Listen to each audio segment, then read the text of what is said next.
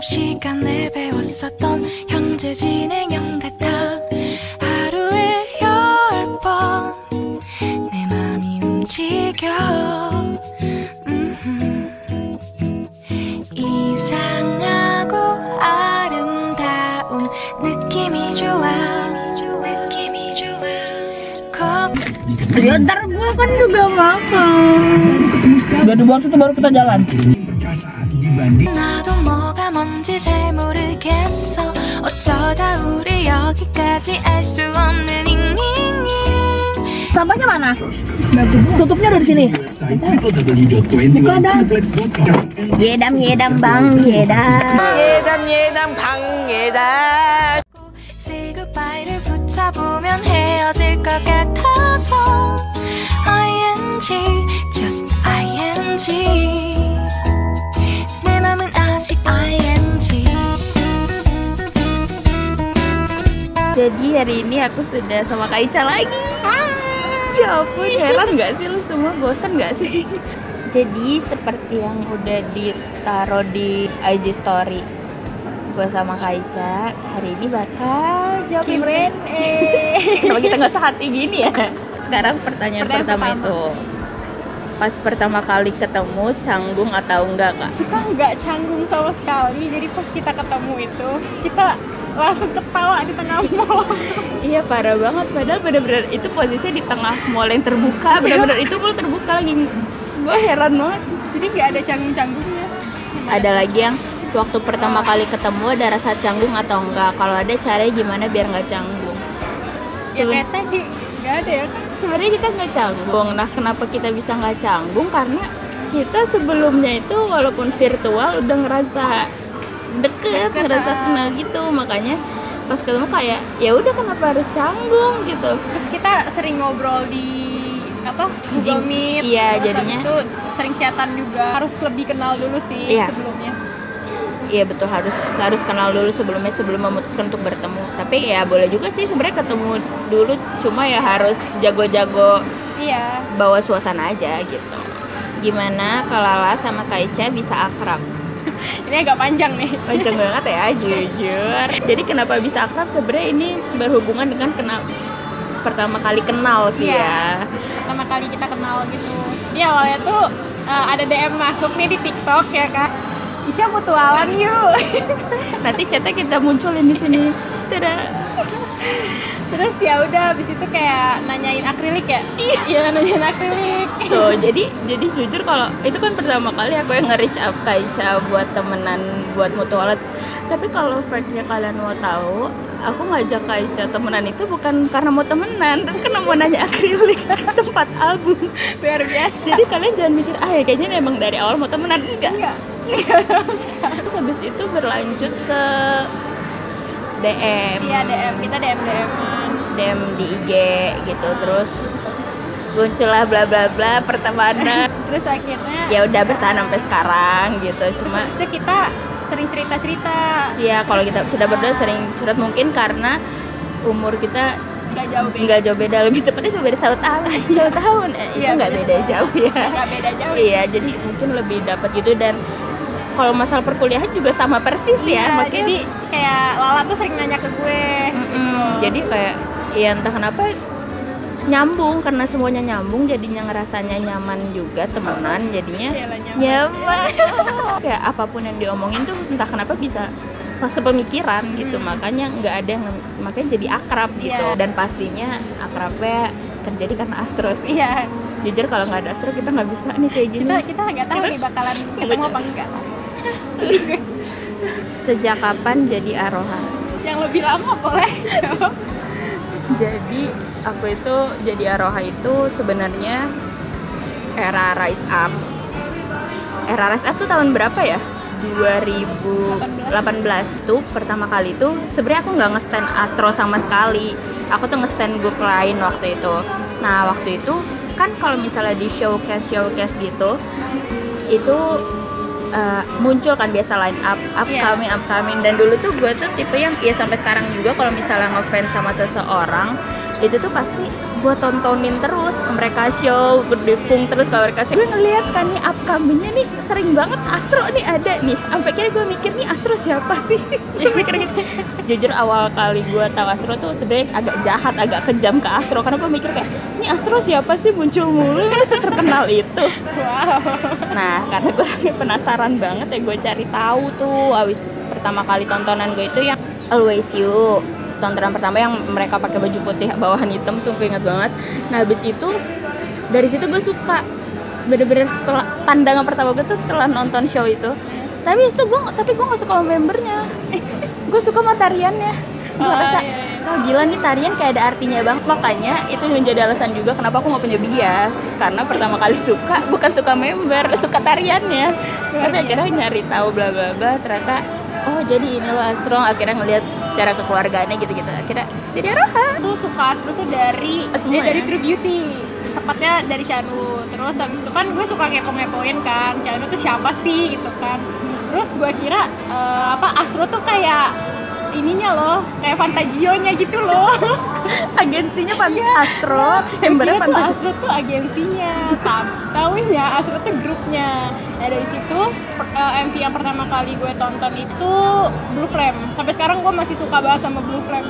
Kayak apalagi tuh tarian yang ini nih, yang hampir jatuh tuh. Nah ini tuh favorit gue banget. Di situ gue jadi Aroha, abis itu gue kepo-kepoin. Sampai sekarang biasa bukan Nunu jadi Jinjin. Melipir ke Jinjin. Termasuk Mulfan nggak ya? Apa cuma stan Astro aja? Kalau saya termasuk Mulfan. Gue Mulfan, terus maksudnya nggak cuma Astro doang. Ada EXO, NCT, dah. Banyak ya? Sekarang Mulfan juga. Tapi Mulfannya ya ada kisah-kisahnya juga sebenarnya dari dulu, dari suka ini pindah ke suka ini sampai sekarang Astronya bertahan, yang sisanya menghilang. Astronya tetap bertahan, tapi baru-baru ini aku nge-stan 80s gitu. Aku nge-stan 80s, jadi aku 80 nih. Jadi aku Mulfan juga. Cuma Mulfan aku emang nggak sebanyak Kak Ica aja, jadi emang lebih untung. Cuma tetap baliknya ke Aroha lagi gitu, entah kenapa. Mau siapapun baliknya tetap ke Astro lagi. Kak Ica first impression ke Kalala gimana, begitupun sebaliknya. Oh ya, aku pikirnya dia tuh ini anaknya tuh yang aktif banget. Tapi emang bener tuh. Aku tuh mikirnya kayak buset nih orang nih aktif banget, anaknya kayak nggak bisa diem gitu. Terus kayak ya gitu ternyata beneran guys, dia nggak bisa diem. Enggak, itu kan kayak itu doang, pencitraan biar terlihat aktif. Pokoknya gitu deh, aku first impressionnya Lala itu ya baik, emang baik gimana ya, emang kayak apa ya, orangnya friendly guys. First impression itu gue ngerasanya kayak Ica seumuran sama gue. Makanya kenapa gue nyebutnya langsung Ca gitu dengan bedanya. Nah terus emang video dia itu kan sering banget lewat TikTok gue kan, makanya gue ngeliat nih. Cuma dulu itu gue orangnya tipe yang kayak ya udah gue liatin aja, ngapain gue jadi temenan. Tapi first impression gue ke dia kayaknya kayak orangnya tuh kayak yang bener-bener kayak serius banget deh kayaknya. Dia tuh kayak yang mencari tahu segala hal tuh bener sampai dalam banget, karena kan dia suka sharing informasi ya tentang Astro. Ternyata faktanya bener guys, makanya gue apa-apa kalau nanya ke dia, nanya tugas ke dia, kalau kurang informasi tentang Astro ke dia. Dan kalau dia banyak ngomong jujur banyak banget ya, makanya aku merasa klop. Karena gitu, cuma orangnya juga yang friendly, jujur dia friendly banget kayak dia friendly, tapi kalau sekalinya ada yang nggak serak sama dia deh tinggal. Cara supaya pertemanan online tetap langgeng dong. Biasa kan episode 7 langsung jadi penonton story. Kita tuh sering ngobrol di Google Meet. Jadi kayak walaupun kita nggak ketemu, tapi kita ngobrol gitu loh. Kayak ada aja bahan. Jadi kayak walaupun kita sama-sama stan Astro, tapi kita punya topik lain di luar itu. Gitu. Misalnya tentang kuliah, terus apalagi ya bisnis gitu. Pokoknya banyak nih. Jadi nggak cuma tentang fandom doang gitu loh. Mungkin kalau dari gue sendiri karena gue baru pertama kali ngerasain virtual, jadi gue sangat pengen mempertahankan gitu loh. Jadi dia ya gimana caranya tetap langgeng, ya harus terus komunikasi dan omongan lu kalau bisa nggak cuma sebatas kenapa lu bisa berteman nih, misalnya gue sama Kaca awal kali pertama berteman kan karena Astro, ya omongannya jangan sebatas Astro doang gitu. Panik ala. Itu nggak coba abang gue nih. Jadi ini ada pertanyaan ya, emang agak ajaib gitu pertanyaannya. Jadi sebenarnya saya juga tahu siapa yang mengirim pertanyaan ini. Gimana ya kita harus jawab, soalnya kita juga cuma sekedar penginformasi. Bukan pemberi, bukan pemberi dari Fantasia. Cuma fans biasa gitu. Bukan staff, bukan. Kita bukan staff yang ada di sana, jadi kita nggak tahu. Coba kita berharap juga biar ke Indo gitu. Tahun ini bisa sih. Mudah-mudahan ya. Gimana sih Kak rasanya bisa temenan langgeng padahal virtual? Seneng banget ya, karena gue sebenarnya punya temen virtual lumayan lah ya, tapi nggak ada yang nyambung sama gue gitu loh. Gue akrab, gue temenan, tapi nggak ada yang nyambung gitu loh. Jadi gue biasanya langsung pergi begitu saja gitu. Yang buat spesialnya juga adalah kita virtual, tapi ada banyak banget hal yang udah kegapaian tuh yang besar-besar, nggak sih? Termasuk kita punya bisnis, bisa berbuat bisnis bareng padahal kita virtual. Kita kerja secara virtual di Starry Sky. Jangan lupa, tetap promo ya. Jangan lupa, Starry Sky dan sekolah FFCL. Gimana sih caranya bisa atur keuangan biar bisa beli merch gitu? Gimana cara lu bisa menyesuaikan kebutuhan real lu sama kebutuhan kesenangan lu doang, kayak gitu. Kayak contohnya nih, pokoknya ada 3 merch berturut-turut yang bener-bener gue stop karena gue ngerasa ada hal yang lebih gue butuhin gitu. Nah itu bener-bener gue nyoba nahan. Awalnya tuh gue nggak kuat banget tuh, kayak aduh bisa nggak ya, tapi ternyata pas dicoba, kalau emang lu beneran pengen terus-terusan, kalau udah berhasil 1 merch aja itu tuh lu bisa sebenarnya stop terus-terusan. Lebih ke kebutuhan prioritasnya dulu sih. Terus kalau menurut aku sih nggak usah maksa. Jadi kalau misalkan ada merch baru nih harus beli gitu. Ya harus beli saat itu juga, itu harus DP. Iya. Jangan pernah ngutamain K-pop sebagai nomor 1 banget di hidup, jangan. Pokoknya misalnya lu naruh pendidikan di nomor 2, udah deh keluar dari K-pop. Jangan pokoknya nomor 1 tuh harus kehidupan pribadi lu dulu gitu, baru lo ya kalau mau ke K-pop boleh sebagai kesenangan lu aja gitu. Oh ya, gue tuh kalau misalkan mau beli MD pasti gue nanya ke Lala, lalu beli nggak? Terus kalau dia enggak, gue enggak, kita merasa tenang. Iya. Karena patokan kita bukan orang lain, tapi kita berdua aja. Dia beli selimut MJ nih, gue juga beli. Terus dia nggak beli MD Jinjin Raki, gue juga nggak beli. Gue juga nggak beli. Pernah saling debat gak sih kalian berdua, atau semisal dari salah satu ada yang tiba-tiba mood swing gimana? Kita nggak pernah debat. Kita nggak pernah debat. Entah kenapa nggak pernah debat. Kita juga nggak pernah ya. Nggak pernah mood swing, cuma kita lebih ke overthinking satu sama lain aja, kayak kayaknya dia marah deh, kayaknya dia marah deh. Padahal mah enggak, tadi kan itu menunjukkan juga nggak sih kalau misalnya salah satu dari kita mood swing berarti kita ngechat. Karena kita kalau kita ada overthinking ya, kita tuh ngechat lalu marah ya. Nah, maaf ya kayak atau gini, kalau tadi gue berlebihan gak sih kayak gini, bisa kayak gitu. Kalau misalnya diskusi masalah per fandoman mungkin pernah kayak ya gitulah, ya gimana sih diskusi per fandom kan, ya namanya fandom pasti nggak pernah mulus gitu-gitu aja gitu kan, itu pernah didiskusiin juga. Berarti juga Q&A ini spesial ya 1 tahun. Oh iya, Q&A 1 tahun.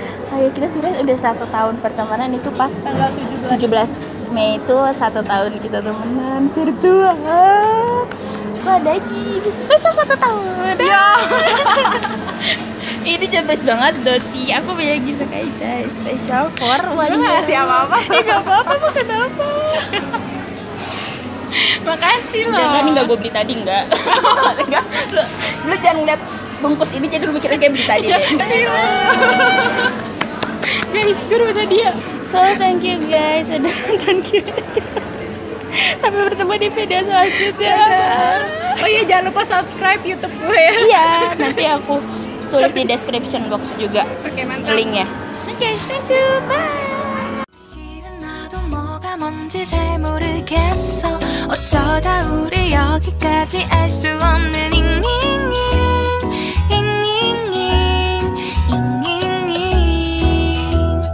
비동사 플러스 ing LOV를 붙여